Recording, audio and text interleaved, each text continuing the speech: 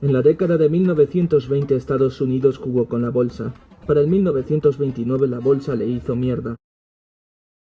De este modo, el ya motor económico del mundo capitalista moderno exportó su crisis financiera a los demás países que, o bien predicaban el mismo sistema económico, o bien dependían de los dólares del tío Sam.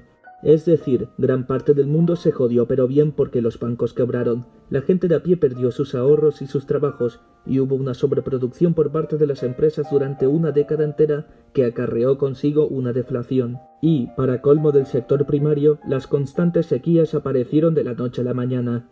Sin trabajo, sin ahorros, la década de 1930 fue la otra cara de la moneda. La expansión estadounidense hacia el oeste comprende desde la llegada de los peregrinos al bordo del Mayflower hasta la admisión de Arizona como estado número 48 de la Unión y la consiguiente organización de territorios a nivel continental en 1912. Si eras nativo, llegabas hasta el Océano Pacífico, lo más oeste que te podían movilizar, y ya no había más oeste. Era poético porque ya no había más hogar, dulce hogar. Eras mandado a un gueto como consuelo, una reserva en términos políticamente correctos. Si eras asiático, no tenías opción de optar por la ciudadanía, ni siquiera tus descendientes, y, por lo tanto, no eras igual ante los ojos de nadie. Eras el tío que hacía el trabajo sucio. Si eras mexicano, no te librabas. Nadie quería un culo mexicano trabajando para él. Tenían fama de ser pícaros, ladrones, nada de fiar. Y, sin empleo, uno recurre a la vida delictiva de todos modos. Si eras blanco, dependía de qué tipo de blanco, porque si eras blanco irlandés, era peor que ser un amarillo. Eras el tío que hacía el trabajo más guarro, como ser el tío que iba a verificar por qué putas el TNT de aquel túnel no explotó.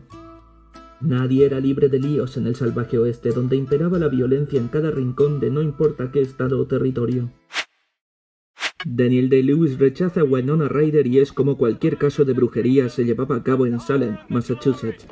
En la Europa y Norteamérica colonial de los siglos XV a XVII, miles de mujeres fueron quemadas en la hoguera por, entre comillas, brujas. Una época en la que cualquier asunto fuera de lo habitual era considerado obra del mismo Lucifer. Cualquier mujer involucrada en tales asuntos, u hombre en caso de ser cómplice, era llevada hasta un juzgado, nuevamente entre comillas, competente, y condenada a muerte, como era habitual en la gran mayoría de los casos en los que llevarse mal con los vecinos decidía tu futuro. América tardó algunos siglos en ser colonizada. África, por su parte, no llegó ni a la mitad del camino porque su conquista duró menos de un siglo, ocupando la segunda mitad del siglo XIX y la primera del siglo XX.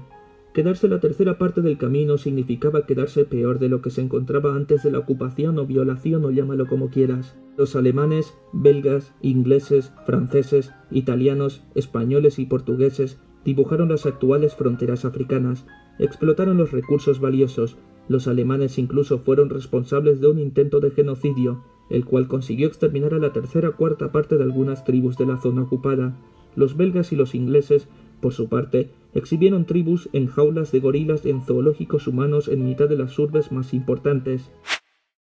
El Islam se había expandido hacia el actual Israel y Palestina, considerada Tierra Santa, y la Iglesia Católica impulsó guerras religiosas durante 200 años con tal de recuperar esa tierra considerada como santa.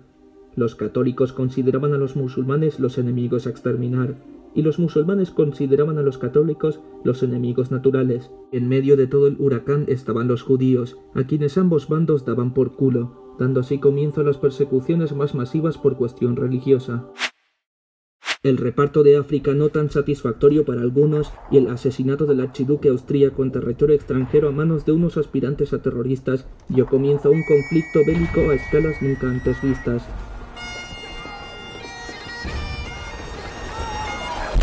A todo chaval con suficiente pelos en los huevos se le dio un rifle y se le envió a las trincheras infestadas de todo tipo de roedores y enfermedades, instrumentos para matar como el gas venenoso que cambiaron la forma de hacer guerra, o la escasez de alimentos en diferentes puntos del mundo a causa de los bloqueos navales. Sumando a todo esto, la aparición de una pandemia, más esparcida aún con la guerra, la gripe española, llamada así porque el país español fue el único en no censurar la existencia de la misma. Unos 10 millones de soldados murieron en combate, otros 7 millones de civiles fueron historia también a causa de la guerra, y más de 50 millones de personas murieron a causa de la gripe española, lo que suma el 3 o 4% de la población mundial del momento. La caída de Constantinopla en manos de los turcos otomanos en 1453 hizo que los europeos buscaran otra ruta marítima hacia Oriente, lo que llevó a los reyes católicos a jugársela y a apostar el futuro de un naciente imperio, haciéndole caso a un loco marinero con aires de superioridad intelectual, Cristóbal Colón, quien, en vez de llegar a la India, llegó a un nuevo mundo, más adelante conocido como América, rápidamente ocupada por los españoles, llegando a exterminar tribus nativas a base de pólvora o enfermedades, robándoles también minerales que eran considerados riquezas inigualables en el viejo mundo. El tráfico de los esclavos procedentes de África fue la moda, incrementándose aún más con la llegada de los ingleses en la actual Virginia, Estados Unidos.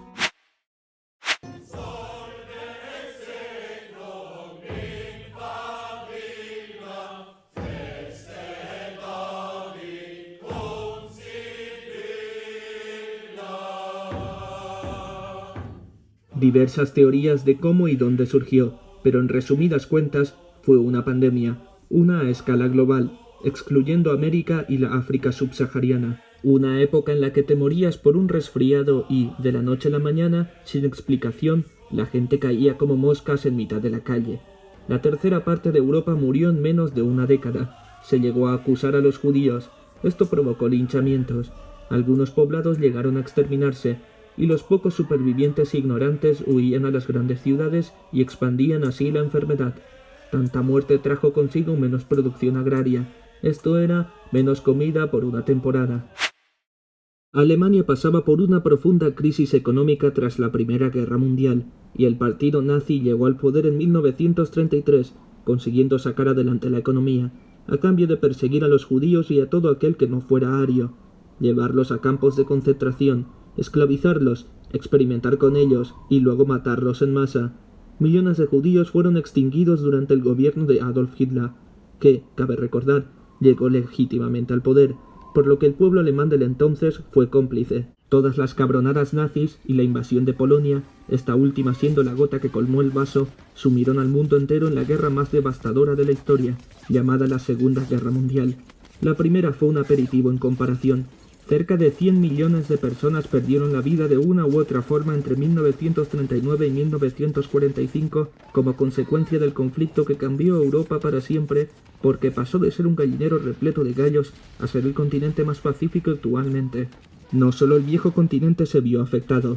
En Asia, el imperio japonés también hizo de las suyas, invadiendo Manchuria, China, matando indiscriminadamente, incluyendo niños, hasta que bombardearon la base estadounidense en Hawái de Pearl Harbor, y se acabó la tontería, para uno de los imperios más sanguinarios de la historia.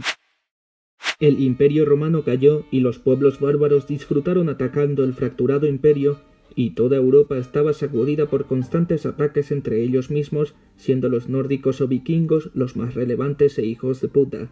En el año 536, Europa y Oriente Medio y partes de Asia tuvieron la noche más larga jamás registrada, 18 meses. Una niebla extraña cubrió medio mundo.